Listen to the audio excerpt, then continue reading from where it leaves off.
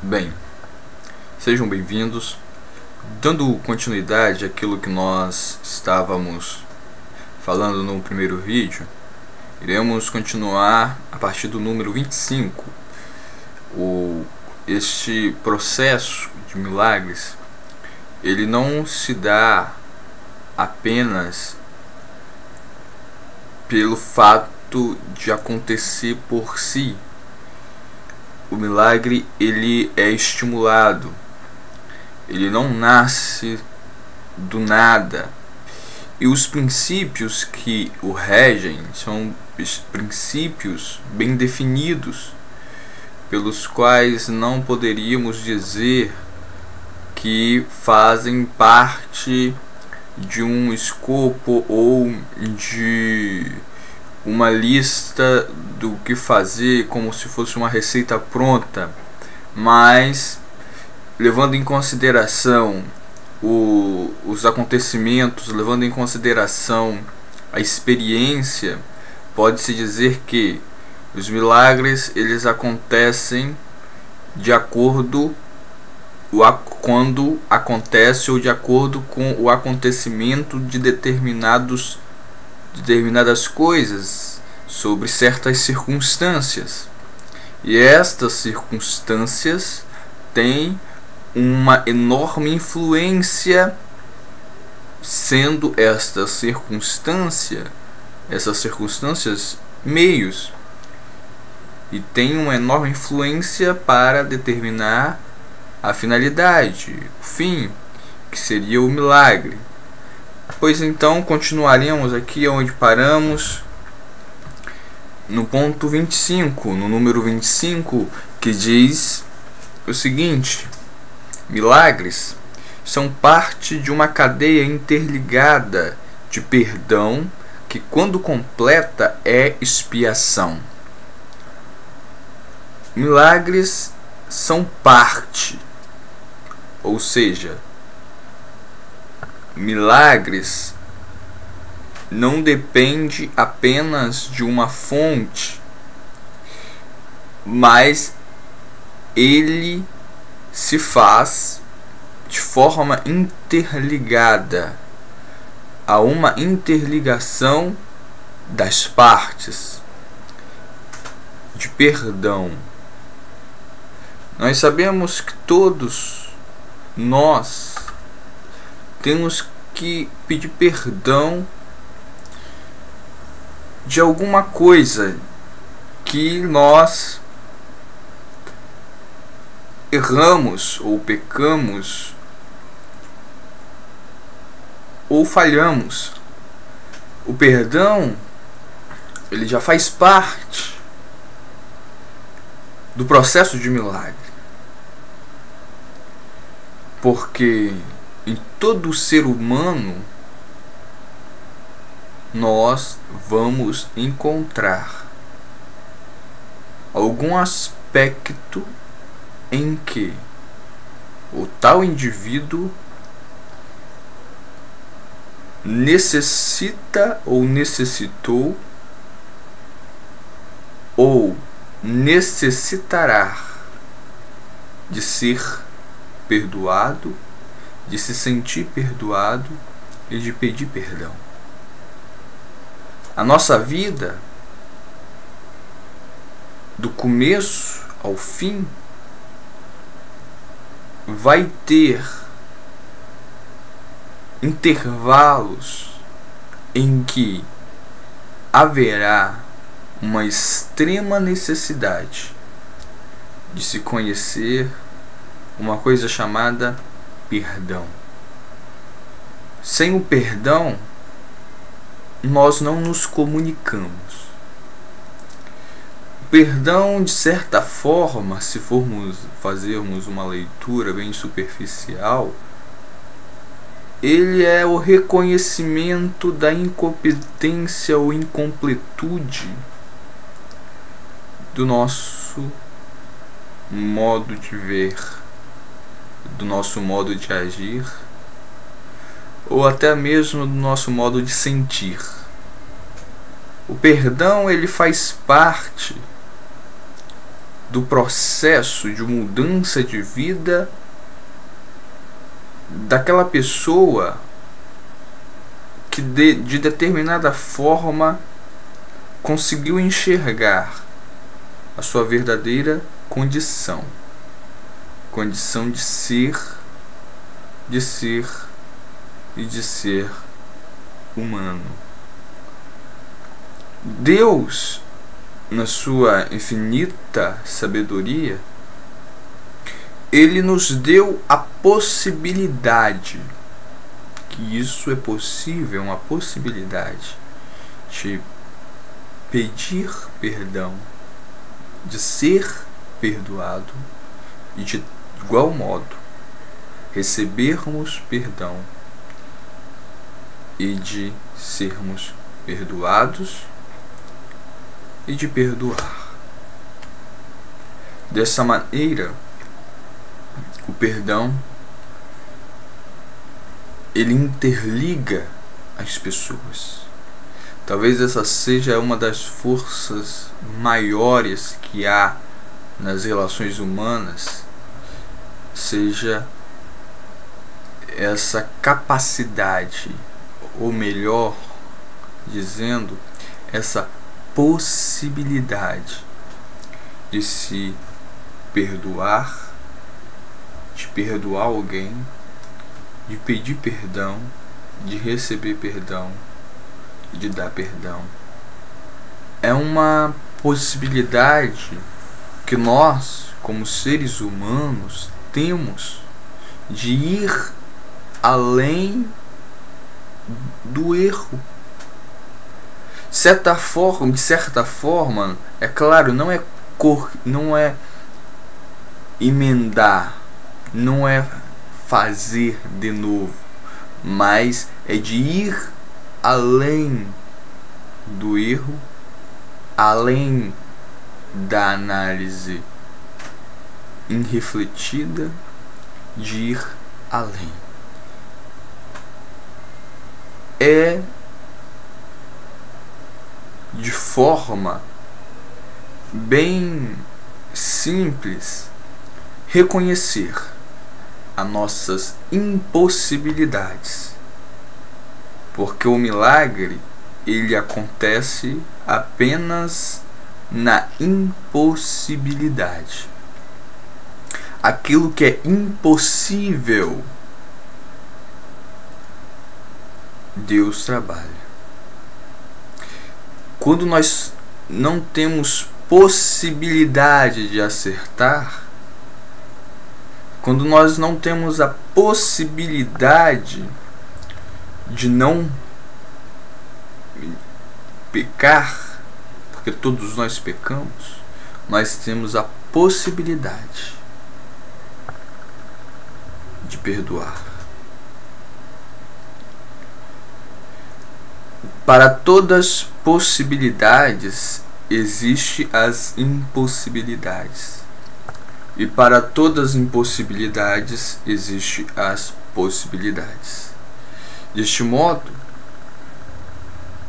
o milagre, que é uma impossibilidade, ele começa a ser gerado a partir das possibilidades. Compreende? Algo impossível começa a se tornar real a partir daquilo que é possível. E o perdão é algo possível, que está ao alcance do ser humano, que está ao alcance da pessoa. Quando nós dizemos que é possível, não significa que vai acontecer, mas há fragmentos, há retalhos de realidades que nos possibilitam, de novo a palavra possibilidade, que nos possibilitam a crer que este mesmo fato possa acontecer. Mas isso não significa também que acontecerá. Certo? Porém, o único modo daquilo que é improvável, que é impossível de acontecer aconteça, é partirmos daquilo que é possível. Deste modo, os milagres são partes de uma cadeia interligada de perdão, que quando completa é expiação. A expiação funciona durante todo o tempo, em todas as dimensões do tempo. A expiação não está ligada somente ao presente ou ao futuro. A expiação também ela atinge aquilo que já não é, aquilo que já se passou. Deste modo, nós temos algo a refletir agora. Que algo seria este? Seria algo ligado a... Seria algo ligado ao próprio fato da expiação. Pois o que é expiação? Nós poderíamos dizer que expiação tem 3 sentidos básicos. Sentido esses diferentes. Expiação é a ação ou um resultado de expiar. O que é expiar? É remir-se de crime ou falta cometida, de erro, ou seja, a ação ou resultado de remir-se de algum crime ou alguma falta cometida é expiação. Então, quando nós pegamos esta prática da expiação, nós vemos que expiar, este verbo expiar, está relacionado ao verbo remir. É remir-se, então é remissão. Quando nós falamos de expiação, estamos falando neste sentido dos milagres de remissão. Remissão, remir-se, é reparar, é reparação. E no sentido de reparar, de uma reparação, não, vou reparar o meu erro, significa que eu vou tentar de alguma forma consertar ou ir fazer um ato, cometer um ato que vá além do meu erro, que cubra o meu erro. Então, algo que possa, de certa maneira, purificar de uma culpa ou de alguma falta, de um erro, de um pecado, se assim se pode dizer. Ninguém é remidor de si mesmo, certo? Mas podemos cooperar, certo? Para que algumas coisas aconteçam na nossa vida. E essa cooperação não significa que tem total mérito, certo? o mérito não é da própria pessoa, mas o mérito está em reconhecer a impossibilidade de se auto-reparar. Mas mesmo sabendo desta impossibilidade de auto-remissão, há a possibilidade de remissão. E no perdão, nós encontramos esta possibilidade, porque antes de perdoarmos, nós devemos ser perdoados para que essa possibilidade de milagre aconteça. Quando Jesus ele curava, ele dizia: vai, a tua fé te salvou, a tua fé te salvou. Mas quem está remindo ali não é a fé, não é algo abstrato, é algo concreto e real, é uma pessoa que é mais do que algo concreto e real. Dessa forma é o próprio Deus que está remindo, certo? Então, esta expiação, esse reparo, deve estar ligado totalmente ao perdão. E por assim dizer, temos que ter a consciência que nós não podemos, e não é questão de poder em si, de poder fazer, mas é de impossível, é impossível. Nós não podemos no sentido de não podermos mesmos, não termos condições específicas e nem amplas para remir a nós mesmos.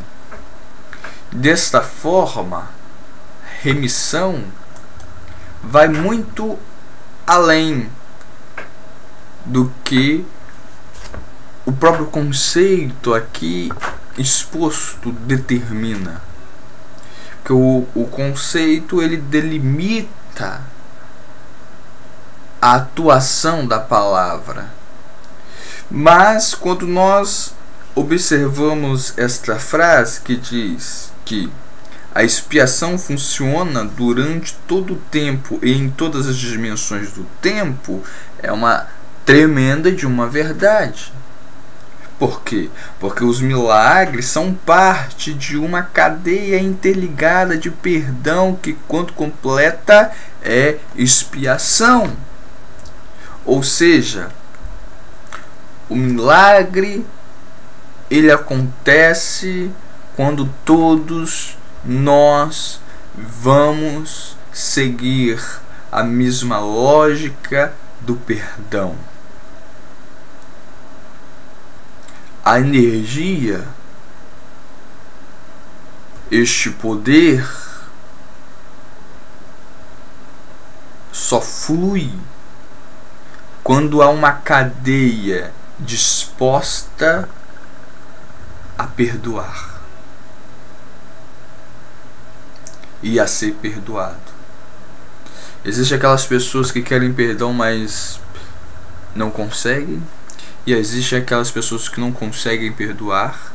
E existem aquelas pessoas que não conseguem perdoar a si mesmas do mal que fez a si mesmo ou a outrem. Isso é muito sério.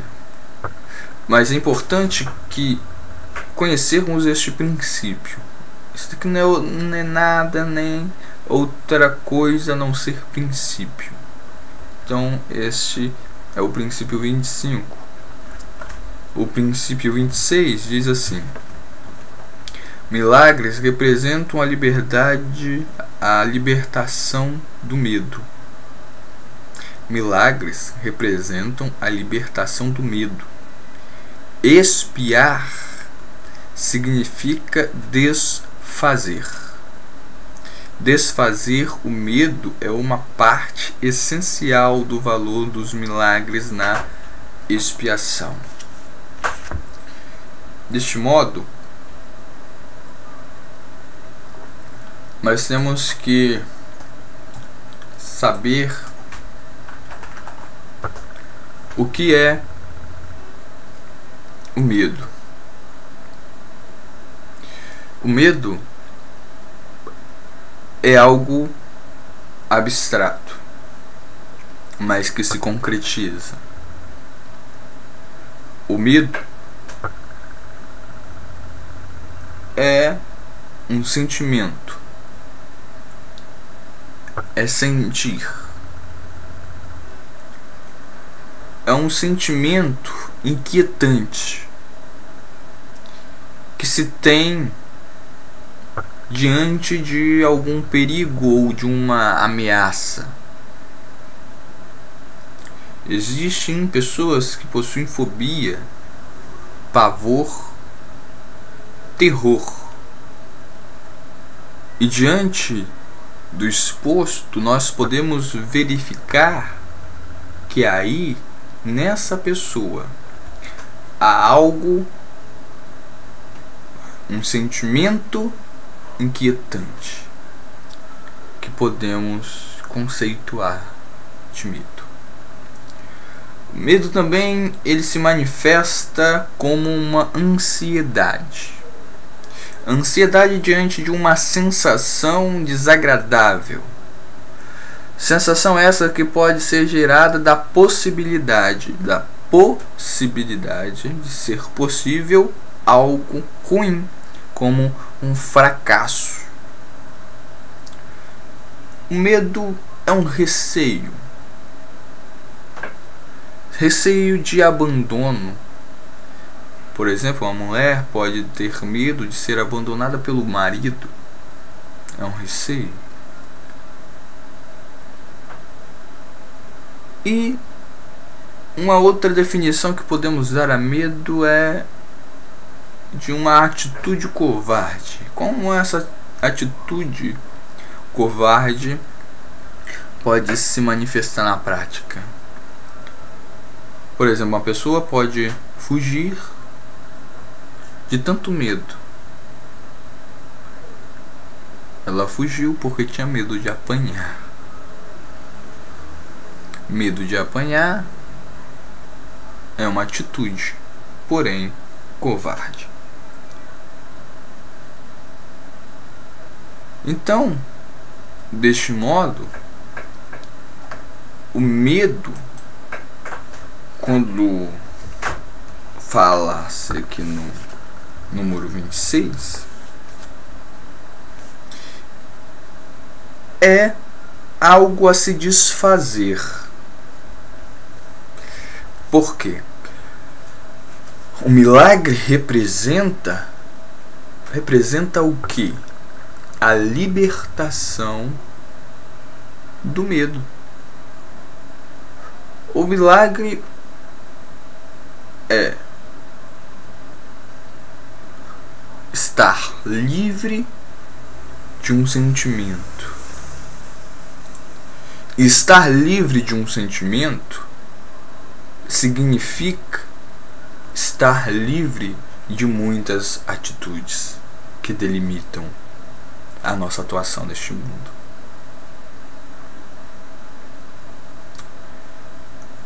O medo é uma camisa de força que delimita a nossa atuação, que nos faz recuar. E ao mesmo tempo que nos faz recuar, o medo pode nos fazer não avançar. Quando nós não avançamos, deixamos de conquistar. E quando nós fugimos, perdemos o espaço que nos pertencia. Então o medo ele nos impede de conquistarmos, de crescermos, de nos expandir, ao mesmo tempo que nos deixa na tensão, onde poderemos, pelo próprio medo, abandonarmos aquilo que nos pertence. Então o medo, ele tanto impede quanto encoraja. Ele nos impede de avançar, mas ele nos encoraja a deixar, a fugir.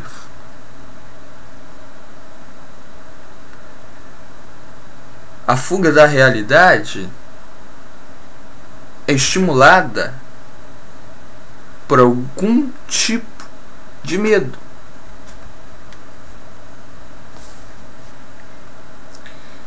E desfazer o medo,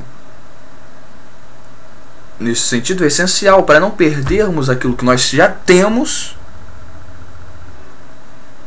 e para não deixar de ganhar aquilo que nós deveríamos de ganhar, que nos pertence, mas ainda não chegou às nossas mãos ou nós não fomos buscar. Deste modo, o milagre representa liberdade, estar livre de perder, porque o medo, o sentimento de medo de perder alguma coisa é o sentimento que nos impossibilitará de avançar ou de lutar por aquilo que nós já temos. Dá para compreender?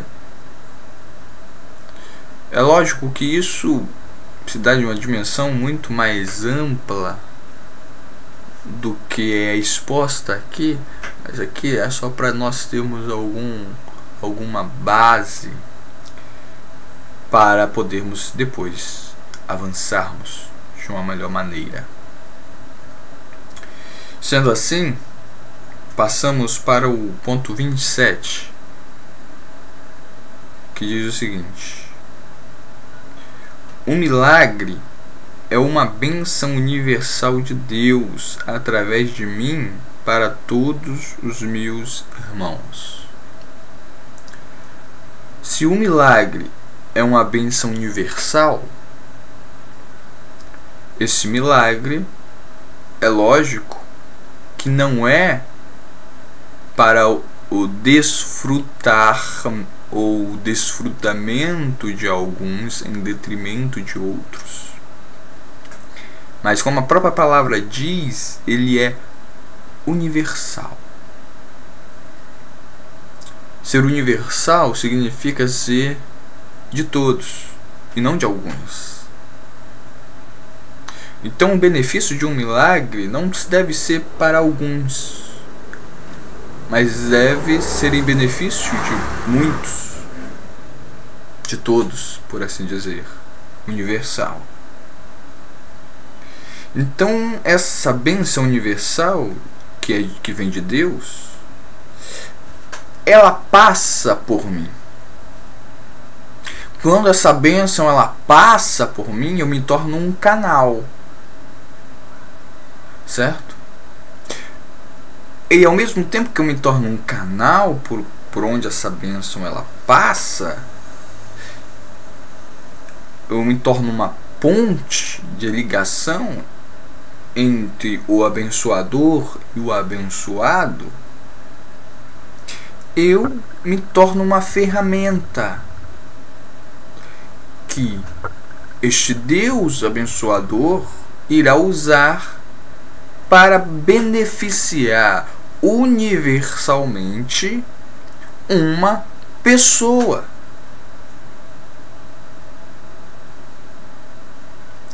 Assim, eu me torno um instrumento de bênção para aqueles que estão ao meu redor, de forma que a bênção que eu recebo será compartilhada, ou seja, quem estiver ao meu redor os meus irmãos irão ser beneficiados por esta bênção.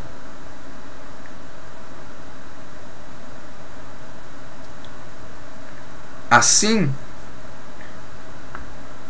deste modo, o privilégio dos perdoados, daqueles que conseguiram um perdão, é perdoar. Porque se eu fiz algum mal e eu sou essa fonte de bênção, de milagre, este instrumento pelo qual há uma interligação entre o Deus e os irmãos, eu vou conseguir, apesar do meu erro, beneficiar aqueles que estão ao meu redor. E através desses benefícios, pode ser inúmeros, que vamos denominar aqui genericamente de milagres ou de bênçãos. Através dessas bênçãos, o meu erro tende a ficar cada vez mais no esquecimento e sobressairá as bênçãos. Porque o poder das bênçãos que são gerados através de mim, que sou um instrumento, será maior do que o poder gerado pelos erros que eu cometi. As bênçãos numericamente, ou seja, quantitativamente e qualitativamente, serão maiores do que os erros cometidos. E olha que erros, está aqui o que? Erros no plural. Então, por isso, o privilégio dos perdoados será perdoar. E através do perdão daqueles que foram perdoados, certo? Esta cadeia tende a se multiplicar.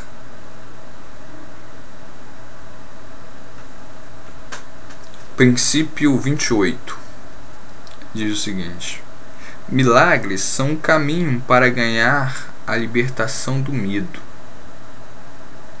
A revelação induz a um estado no qual o medo já foi abolido.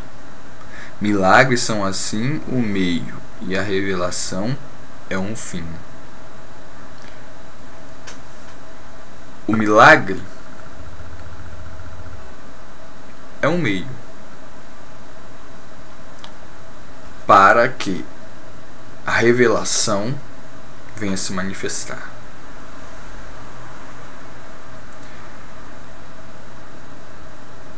O milagre agora entra como um instrumento para fazer-se conhecer a revelação. Sem a revelação, não há milagres. Mas a revelação usa o milagre para se manifestar.